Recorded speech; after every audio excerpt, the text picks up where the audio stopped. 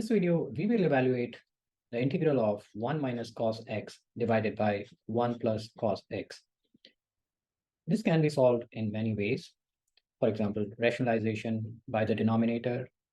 But today, we will solve it by using trigonometric identities of 1 minus cos 2 theta and 1 plus cos 2 theta. 1 minus cos 2 theta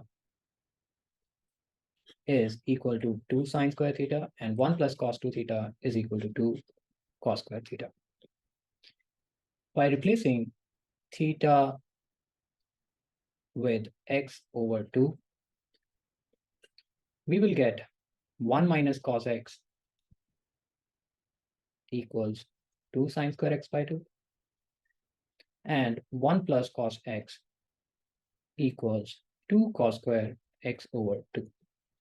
By using these two values in the given integral, the integral becomes 2 sine square x by 2 divided by 2 cos square x over 2 dx.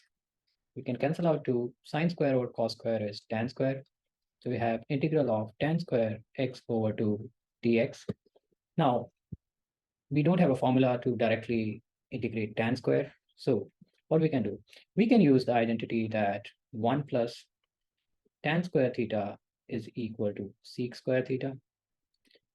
By using this identity, we can write tan square x by 2 as sec square x by 2 minus 1 dx.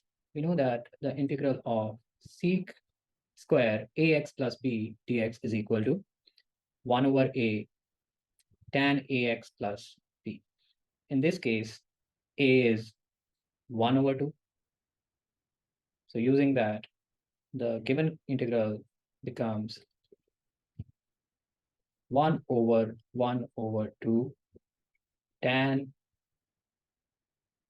x over 2 plus c. Or we can write it as 2 tan x over 2 plus c. If you like this video, please share it with your friends and subscribe my channel. Thank you.